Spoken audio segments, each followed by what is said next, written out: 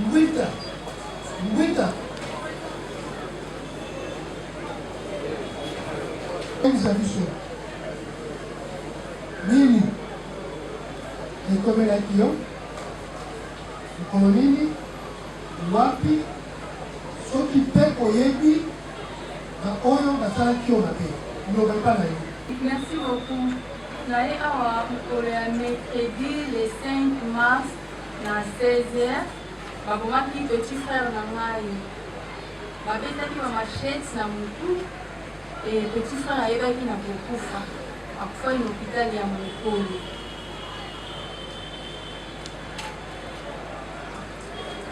Loata Dekas Dani. Loata Dekas Dani. Âge ni 22 ans. Non, 23 ans. Moi, la 2002. Bagresa qui est la ligne. Donc, on a dit toute la journée. Et comme il a 16h, avec qui va winner. Alors, il a vérifier ba winner, mais en attendant, à qui on s'en va kwanga, l'avenir Kana, pour que tu sois la signe. Akosoma kwanga sasa akosoma kwanga nda kuta ina ngistadi ya bakulu na bapapa kite machete na mutu. Eza wapi nde? Quartier nini? Quartier Radi na Selembao. Quartier Radi na Selembao.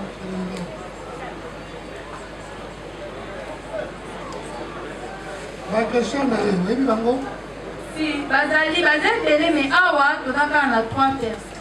Ayi na Congo? Si. Ebi Congo? Si. Pesa Congo?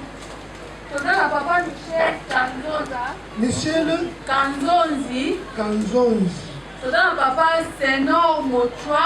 Madame Bela, maman. Kanzonzi Michel. Yabi baba? Tozala na Kweti. Na Kweti, nanani? Mandombe jusqu'à Kanyama. Osusu? Mandombe. Saba. Amosusu bakima? Bakusu bakima.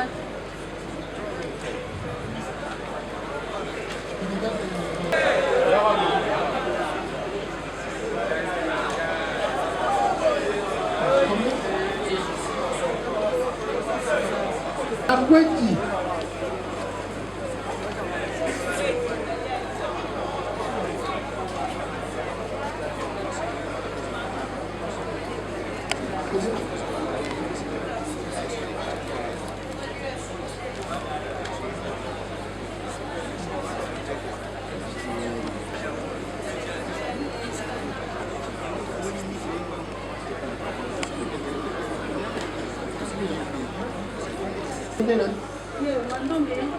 Mandombe Kanyama.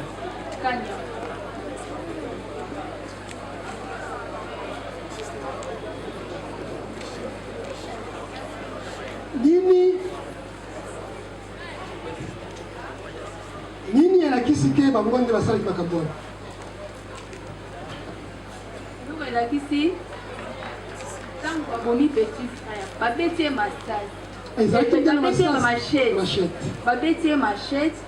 Todo akaba baoganga babeti machete, ou babeti mutu machete. Tokie osala et bango bazalaki baokima déjà po bazala ngomba.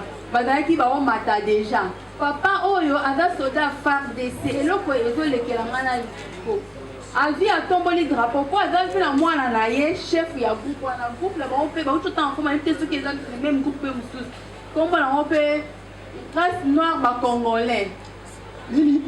Race noire ba-congolais. Race noire ba-congolais. Oui. Mwana na ye nde aza te soki ye nde aza numéro 1 ya groupe wana. Alors ntango basali événement na bango nyonso bazalaki wana. Ntango bazokima na mwana biso tozalaki na wana po tobikisa mutu na biso. Population esungi biso tobikisa ye. Te bango baza na montagne. Bazomata bamati bakei papa atomboli drapeau ne ya RDC agangi 2-0 et puis alakisi mwana ye drapeau na babandi ko beta musique biso tokipa ete totowana na mwana biso azalaki azopema nano ateke bai batiana esufla azopema tokimi na ye na hôpital. Bongo siko bango mosusu oyebi bango ndenge? Oui. naïve bango juste à quand mutu mon côté mais grâce à Dieu la police de baï ko suna biso bakangi biso de papa oyo na kanyama bango pe ozali na liwa ya neti na ya dani. Est-ce qu'il y a complété? On pourrait juste renchérir que au moment où on ne vous suit pas, le Covid est déjà parti. Juste vous renchérir. Pas supporter.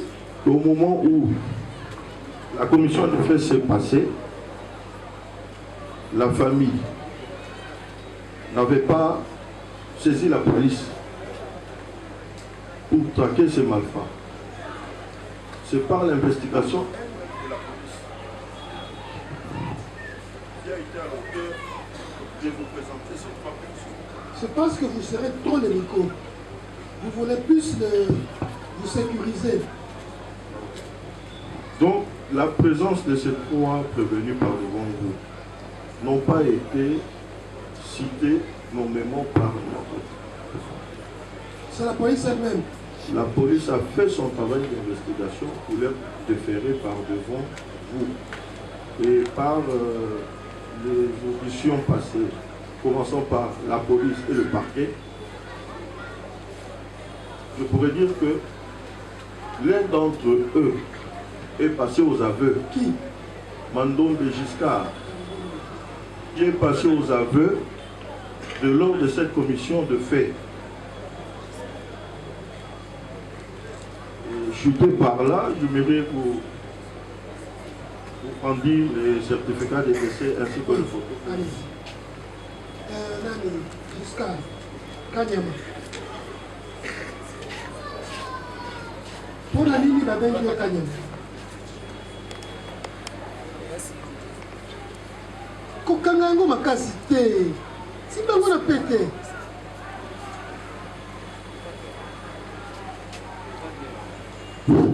Et ainsi, on a mis pesa. Yo moko te mi pesi sirno wana. Mi pesa on est éclairé dans biso. Okangi.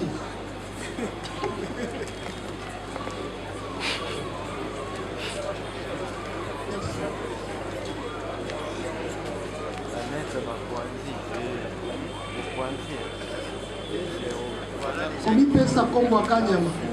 Pona ni ngiko na bale. Katakata. Ma pesa on ka na kati. Écurie kombo na ngoni. Ah. Tiens micro malamu monsieur. Arabe. Arabe hein?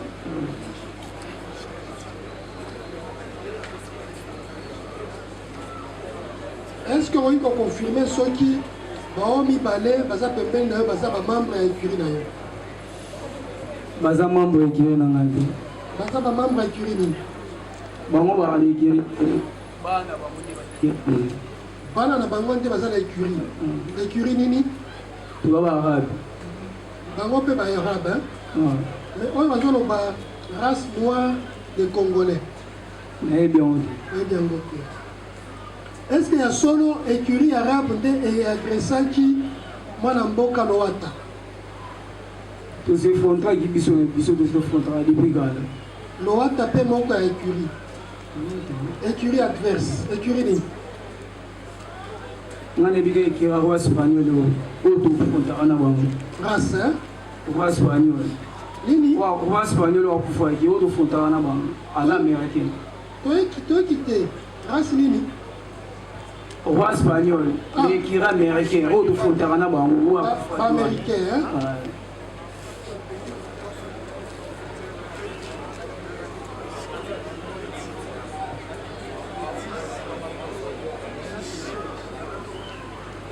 Azawat. Akufai. Akufa qui a l'affrontement à la machette hein? Babamba qui est machette hein? Yo posala qui? Ezaki choix en faute seulement. Acteur que le prévenu reconnaît la matérialité des faits de l'accusation. Ça a où? Moko est membre de la curie de Nazari. Ah, tu. Bazawapi. On va disparaître de la qui m'a guiné. Pour la démanteler Bango, qu'est-ce que la police peut faire?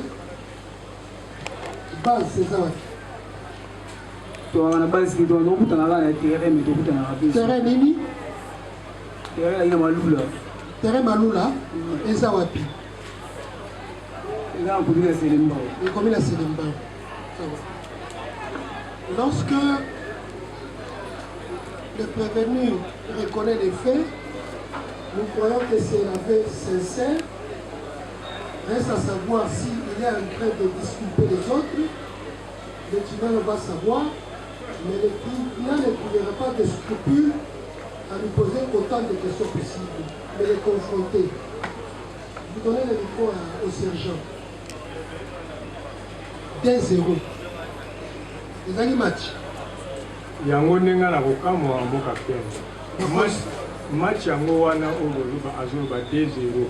Nga na kokamwa yango. Na kosepela na eloko wana nga nazalaka te pe nazalaki te. Oyo eloko oyo madame wana zoloba. Nakoki kozala te na makambo wana te. Nazwa drapeau ata yo moko mokonzi na mokoti. Nazwa drapeau elongi yo moko wuti koloba. Eza match ya Barça ou bien ya RDC. Nazwa drapeau nalatisa mwana na ngai antuka na ndimi te. Mais oyoki kanyama lobi tala ye malamu kanyama oyebi ye te na ye soki sala mikro epe akanyama Yo kutana na bolo to bakaina selo ba tinga yebika mwana molobeli oyo alobaka malamu aza moninga nzambe obandaki malamu baki kosuka nde mabe yo olobi bana na bango nde bakuluna yo oyebi yango ndeni nayebi mpona sika ndi na bana bango me bana bango na kokuma oyebi manzanu na nzonzi oyebi ye sikoyo mpo oyeba mwana na ye donc oyebi papa mpo olobaka eza mwana na ye donc oyebi ye papa ou bapetela lisolo eza place tobanda kokutana nde mwana na ye nkombo na ye nani china wangu alias china rambo ozolisa mikro oza na mwana nkombo na ye china rambo bon naza na mwana nkombo na ye Dieu merci na ndenge azolobela wana ndenga nayebeli na nkombo ya Dieu merci aza yanki bon nayebi te mokonzi ntango biso tokendaka mosala okoyeba nini oyo bana batikala kosala est ce que yo oza soda boye tosala calcul Dieu merci égale china rambo nde ndenge nga nkombo premier sergent yo kutu ozosamba liboso ya bakonzi na yo boye soda akendaka une de trois te boye mokonzi mwana na nga china rambo est ce que selon yo china rambo égale Dieu merci ata yo moko eza ndenge wana te me nkombo wana china rambo eza nkombo ngai napesa ye te ndenge bango est ce que bakumisaka ye ndenge wana nayebi te mokonzi sikoyo euti wapi masolo wana nayebi te mokonzi zondisela kanyama mikro est ce que oconfirme ke mwana na ye alias china rambo tozalaka na ye est ce que oconfirme yango ke mwana na ye wana china rambo aza kuluna tozalaka na ye mpe mokolo ya bagare wana azalaki tozalaka mpe mokolo ya bagare wana drapeau emataki te drapeau etikala omata te mpe mokolo ya drapeau mokolo wana ya bitumba 2-0 ebetamaki etikala obeta pourquoi oyebi te tolobi 2-0 biso mpe bayaki ko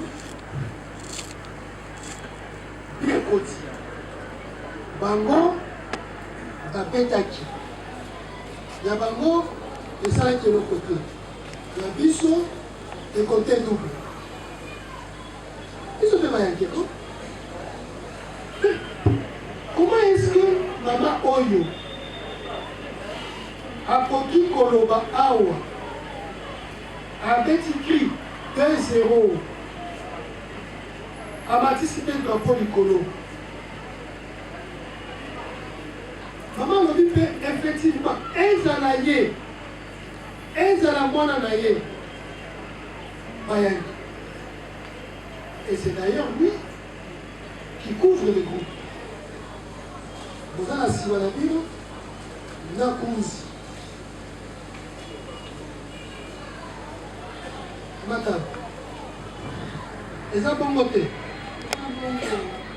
zongela mpo ayoka ye aza soda akoyoka malamu zongela na ebandeli na niveau na drapeau na 2-0 na niveau na drapeau ntango babeti petit frère nanga bamachete na motu toki make toke totali mwana na biso tozali toke kopitani bango bazokima ntango bakomi na montagne papo atomoli drapeau 2-0 akangi 2-0 bameli meme ye alobaki yango bameli makila ya mbwanya ya niau na babiloko oyo ya bawiski to wiski biloko ya makasi wana basalisa makila ndeko yanga bameli yango yango ezalaki 2-0 ye agangi 2-0 atomboli drapeau et puis dès la police eyeki ebandi kolanda ngo baki te bango baa na montagne papa taso mokiti kokomata montagne wana te la police moyeke na montagne wana eza te eyekosaka ngai wana tokela mwana biso na hôpital tomiki hôpital nde kosala oyo mpona kobikisa molimo ya motu me lani akufaki na ye s'il vous plaît mwana oyo race na bango groupe na bango eza bacongolais nani oyo kanyama baza bacongolais kiri na bango nde baza boye papa oyo mpe aza na mwana ekulu ya katikati kombo na ye na kubi nayebi te ye mpe mwana kombo na ye kubi nayebi te kubi naoki batali kombo ya kubi ana nayebi te so eza ye nayebi te garçon oyo na bandenge alobaki kuna alobaki nini ye avandaka babengaka ye aza na groupe ne mosusu ekiri nde mosusu basanga donc babaita te ekiri bacongolais ne ekiri mosusu basanganaka siko bacongolais bakendaki kobenga ye po aya kobeta aya kosala événement na bango dani asala kozala kuluna te ngai navandi na petit frère nanga toute la journée à la maison e na ba 5h nde bapapi puis ndeko nanga bamachete na motu ti toki hôpital mwana akufi Son père biologique de 2 enfants. On vous suit difficilement. Hein? Les 2 prévenus, Nakweti et Tanzozi, oui. Son père biologique de leurs enfants. En fait, ils ont 2 enfants garçons, l'un et l'autre, qui sont des chefs de bande. Qui sont des chefs de bande et qui ont organisé leurs écuries au sein de du quartier. Sont-ils ici pour leur responsabilité individuelle ou pour une responsabilité d'autrui? Raison pour laquelle j'aimerais, vous le tribunal, que vous puissiez leur poser la question.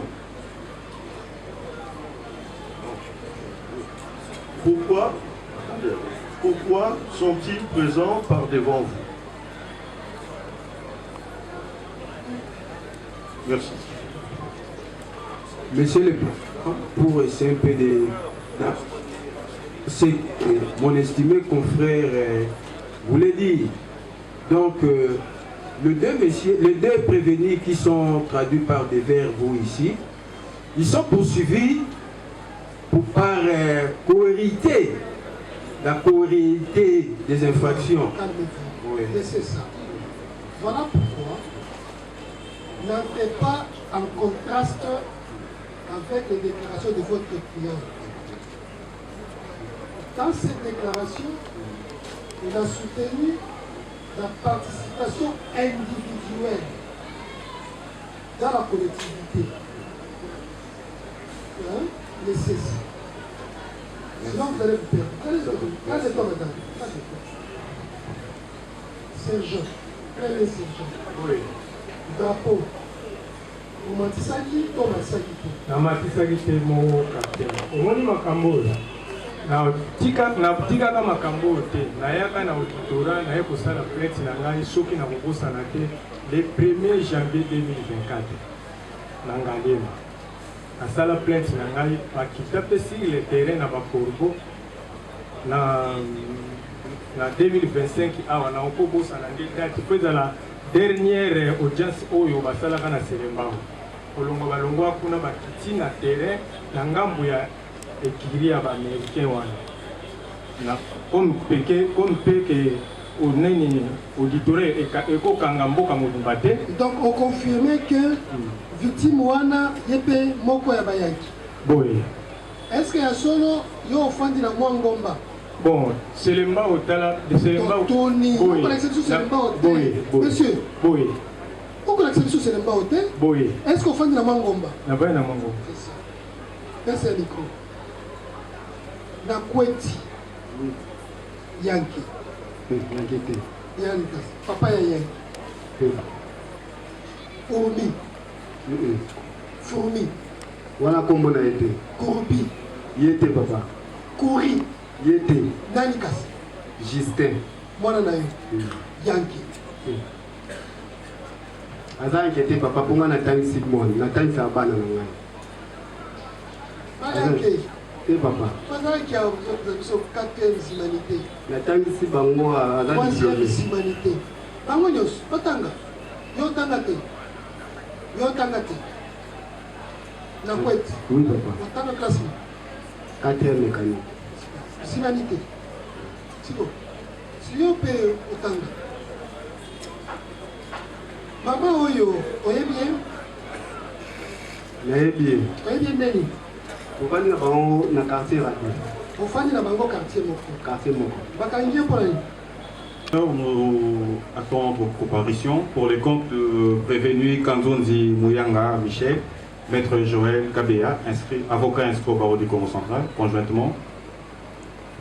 Est-ce que c'est le moment d'acter les comparutions ici? Ça a été fait en amont. Exactement, nous sommes là pour le compte du prévenu. Mais vous êtes prévenu là pour Michel. ça. Exactement. Un seul prévenu. Un seul prévenu pour Kanzonzi. Intervenez. Nous avons deux questions à poser, à faire poser à la partie civile. La partie civile dit qu'elle était là, elle a vu. Est-ce qu'elle peut nous donner avec exactitude si, lorsque on fait fouiller, Question. c'est ça la question que nous posons. Ça, ce sont des explications. Question. La question, est-ce qu'elle a dit de ses propres yeux que mon client ici, Michel, a frappé avec des coups de machette son petit frère? C'est dans un RIX où plusieurs se battent et c'est qu'elle a vu. Elle a vu mon Attendez. Elle a vu, elle a entendu. L'écrit venant de votre client. 2-0. Signe de victoire.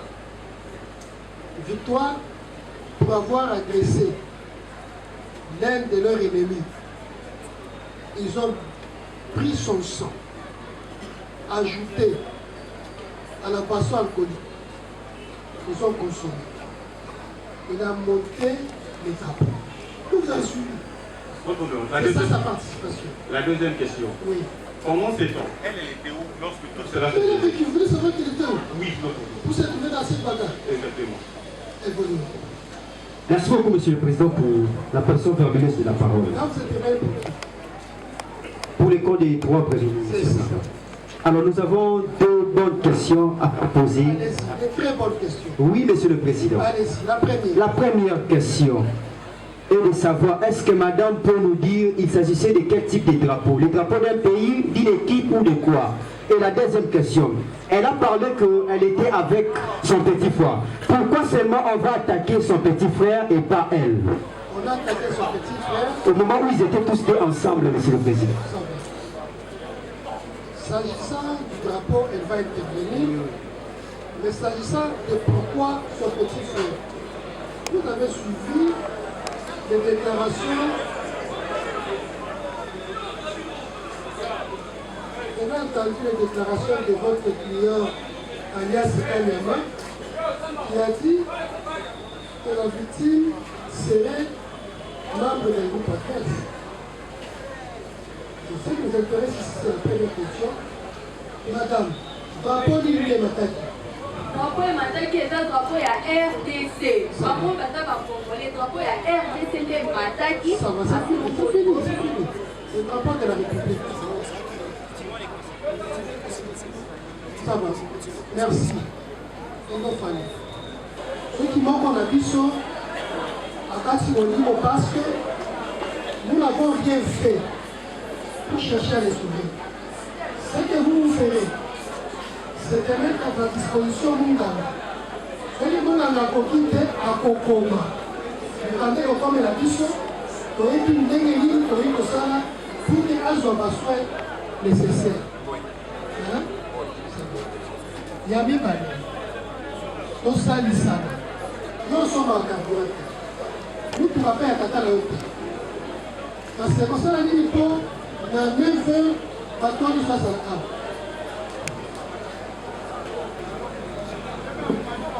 Mon major, na bunga kaya moko bapete. Na profitaka na pouvoir na ngai. Obebiselanga mosala te. Na lobi lundi, ngai na bandi mosala na 10h00. Na fongoli monoko na ngai. Soki komi 10h01, ngai na kei.